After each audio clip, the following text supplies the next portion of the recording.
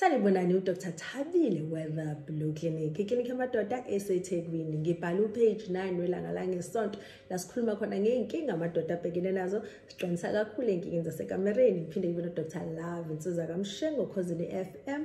Njalo ngolesibili kusuka ngo1 kuya ku2 ezintathakusa. Uhlelweni ikhaya ukhozi. Please like this video, share it, and please subscribe to the channel. Namhlanje sizokhuluma ngomningi besidoda semen volume. Abesilisa abaningi bafuna semen volume eningi. Kunezathu eziningi bafuna semen volume. Okokuqala bacabanga ukuthi lapho ivolume yesemen okuyisidoda sesiningi kungaletha injabulo eyandile kubo noma kungaletha injabulo eyandile kubalingani partner babo. Ngabe uqiniso indokho. Siyazi ukuthi akusilona iqiniso neze ngoba phela siyakhumbula ukuthi abesifazana abaningi bathola injabulo ekamereni ngokuthinta ngaphandle ngokudlalwa hayi ngopenetration. Lokho nje kuyasho ukuthi akusilona iqiniso leso statement. Okwesibili abesilisa abaningi nxa ukubuka laba move abantu abadala enza ukuthi njalo babona izinto ezinkulu ezichitha into eziningi ezidubule ezindiza. Khumbula yonke into eyenzeka kumabona kude isuke phela isi-edithiwe. I-semen volume ayibili ngangako.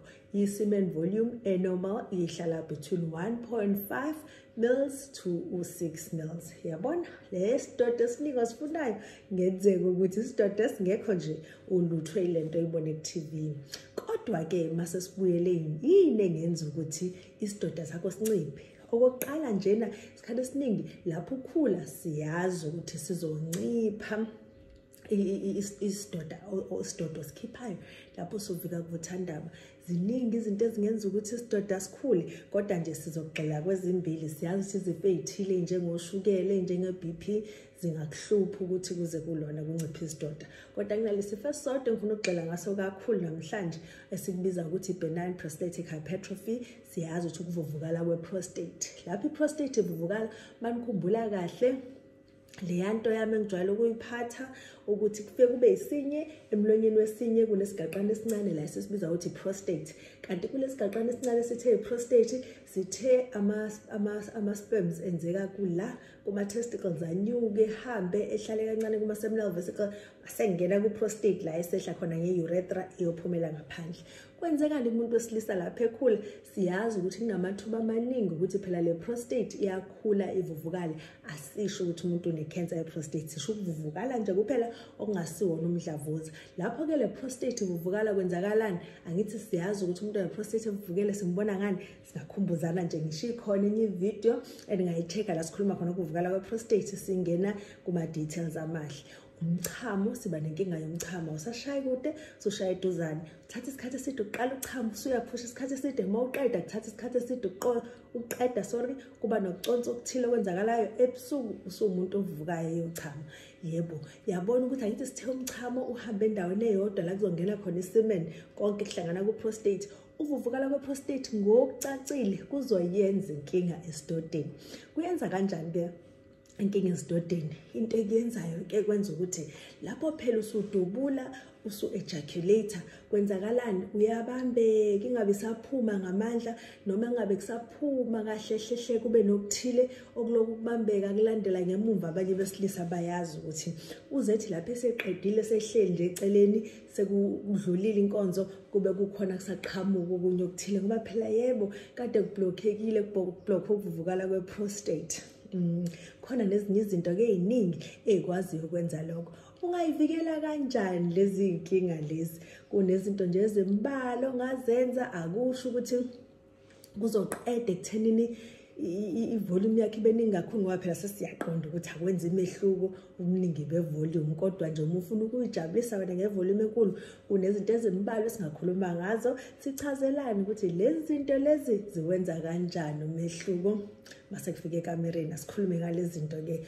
Okokuqala siyazi ukuthi lapho siphuza amanzi amaningi sinciphisa izinto ezenza ukuthi sichame. Siyazi ukuthi ikhofi nezinto ezinjalo ziyakwenza ukuthi uchame njalo. Izinto zokwenza i-dehydration. Lapho dehydrateka kumunceka amanzi akho aphume. Kanti siyazi ukuthi uma ukhipha isidoda sigcwele amanzi amaningi. okuningi abantu bayitshela ukuthi lapho umuntu esefike evuthwandaba esekhipha kusuke kwama-sperms amaningi. Akusilona iqiniso lo, siyazi ukuthi 5% kuphela wesidoda ama-sperms. Okuningi ama-fluid aphuma ku-seminal vesicle, ama-fluid aphuma kwi-prostate futhi ngokufanayo, okwenza ukuthi sibone ukuthi ubuningi abusho ukuthi unama-sperms amaningi noma unenzalo eningi.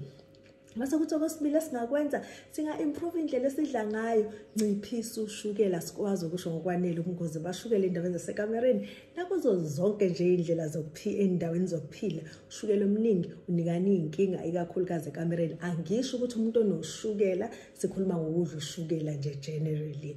Mase kuthi okwesithathu, uma ubhema akube ukugcina lo kade usuke wawuthinta ugwayi. Uyingozi kakhulu ugwayi mase kuze endabeni zasekamereni. Awugcini kuphela ngokwehlisa isidoda, wenza lento esibiza ukuthi erectile dysfunction, okuchaza ukuthi ube ney'nkinga zokuvukelwa, kanti futhi ugwayi siyazi usinciphisa amathuba ukuthi ukwazi ukutholisa abantwana.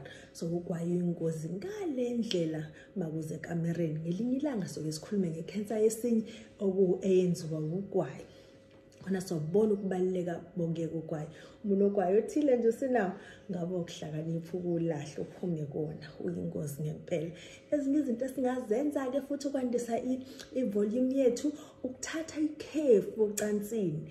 Yini ukuthatha ikhefu ocansini? Uma wenza ucansi namhlanje, asisho ukuthi enze round yodwa, sithi enza ucansi namhlanje, thatha ikhefu la 2 to 5 days. Mase uthi mhla uyobuya amandla emaningi, kuzobe kunesimene eningi kade loyihlala phela yenzeka ibekeka, siyothi masedubula ibe ningi.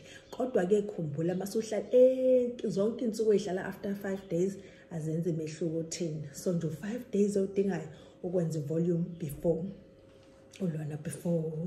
udubule. Mase kuthi okunye ukubaluleke kakhulu, kusiza kaningi, kusiza wena ukuthi wenze isidoda esiningi, kusiza nopartner wakho ukuthi ejabulele ucansi.